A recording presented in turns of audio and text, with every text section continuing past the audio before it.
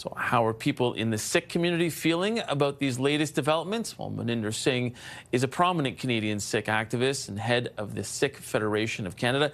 He's also been warned by police about credible threats to his own life. He joins me right now. Welcome back to Power Play. Yeah, thanks for having me. I want to first start with your own situation. What is the latest communication that you've had with Vancouver police about the threat against you and your family? At the moment, nothing's changed. Once these duty to warns are given, very little information is actually provided post that warning. So we kind of live and continue to live under the looming threat. It hasn't changed the things that we're doing when it comes to the actual activism for the community, or actually raising our voices against India, which has basically been the main perpetrator of violent transnational repression in Canada over the last several years. So at the moment, nothing remains changed. The threats are still looming, and in our minds, India is still very active.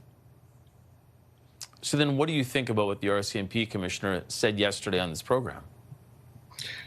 I think in his quote, when you reference transnational repression, and then afterwards you say that, we can't connect it to another country, that in and of itself is a problematic statement and very irresponsible, in my opinion. You can't have transnational repression without a foreign entity or a foreign country. That's literally the definition of transnational repression. To me, he did confirm that transnational repression is happening. It's just that the RCMP hasn't been able to figure out who these players are and where it's actually coming from. But there's a trajectory here that we just have to look at in the last couple of years, with Mr. Nijjar's assassination, with what Prime Minister Trudeau said, with the Nikhil Gupta case that's happening against Mr. Bundu in the United States, and on and on and on, that India has been very active in this as an actor of transnational repression and foreign interference in Canada, just like Justice Hogue in her commission said that India was the #2 actor behind China. But India has no equal when it comes to exerting violence in the form of transnational repression in Canada as well.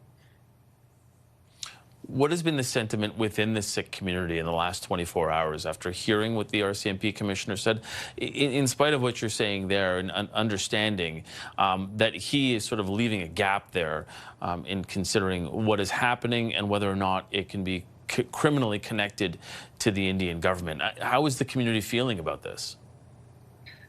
Like I kind of stated, I think the community feels it's a very irresponsible statement. It feels as though India is being exonerated with statements like that. There's other choice words that the commissioner could have used. Still, just like CSIS is saying that India is still a threat, for foreign interference or transnational repression.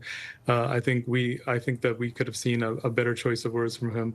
I think the community is also extremely confused right now, and I think rightfully so. And I think all Canadians might be.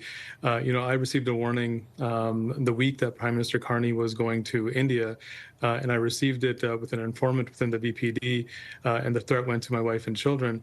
And then a senior official days later from the government says that India is not behind any violence in Canada anymore. The next day, the public safety minister goes on to say that there is still a threat from India and we have a lot of work to do. The prime minister goes silent in India, takes no questions.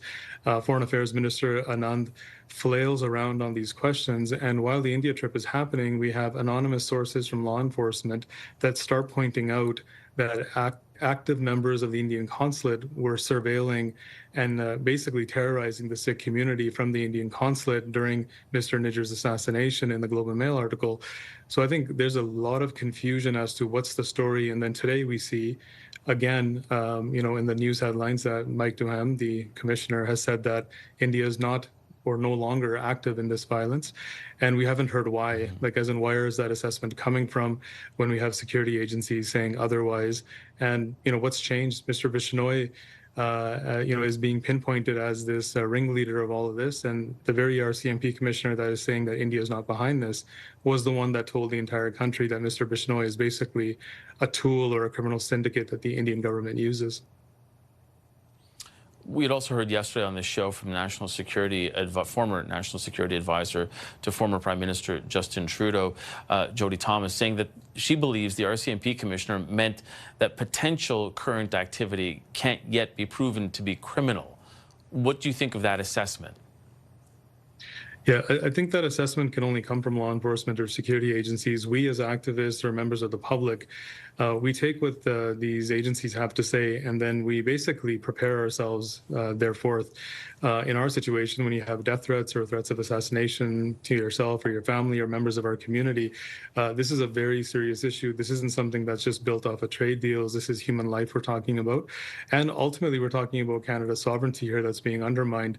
We have a lot of questions, even how Mr. Bishnoi's gang was even prescribed as a terrorist entity, and that's been thrown, I would say, been thrown in the face of the Sikh community multiple times by members of this Liberal government that we did this. And our question to them has always been that if there's reasonable grounds to believe that they've knowingly carried out or facilitated or participated in terrorist activity in Canada, one of the prescription pieces that has to be is that the activity has to be done for political, religious, or ideological purpose to intimidate the public or a segment. Now, that's India. That is not Bishnoi extorting people. The violence that we've seen from India is being utilized for those purposes of the politics, the religious, or the ideological purpose. So I think when we talk about our community or we talk about what Mr. Duhem is saying, I think there's actually a huge gap.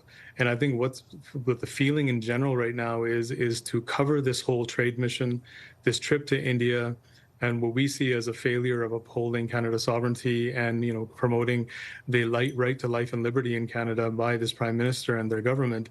I think we have a lot of people flailing around now to cover up. And I didn't get anything out of what Mr. Duhem said yesterday, except for that we don't know who's doing it. We just don't want to say India is doing it, which is highly unfortunate at this stage. Just in closing, I wanted to take you back to that announcement of the economic deal last month, where the two countries agreed to, quote, advance bilateral cooperation on security and law enforcement, focused not only on the flow of illegal drugs, but also cracking down on transnational organized crime networks. Do you believe that both of those two things can happen at the same time, that there can be that economic deal at the same time as cracking down on those transnational organized crime organizations? I think a lot of things can happen when you have actors that are involved that are actually being honest and playing in a space where they're actually being good faith actors. India has not been that. India's High Commissioner still takes no responsibility for anything that's happened in Canada, any level of the violence, the transnational repression, the foreign interference. And, all they need is something to be said from the Canadian side, just like it was that week that the Prime Minister Carney's trip happened to India, that somebody in the government said that India is no longer behind this violence. And, Mr. Patnaik, the High Commissioner, went as far as saying that, see, we told you so, that we're not behind this and we never were, and we haven't done anything in the past either. And now we're seeing the exact same thing with the RCMP's commentary yesterday from the commissioner. We're seeing the exact same thing happening in India. The media, the government are taking that as a way of showing that India has not done anything wrong in Canada. They're not behind transnational repression. They're not killing Canadians on Canadian soil. So I think two things can happen at the same time, but you need good faith actors, and India definitely is not one. Okay, we're going to have to leave it on that note. Moninder Singh, head of the Sikh Federation of Canada, thank you so much for being here. We appreciate it. Thank you so much for having me.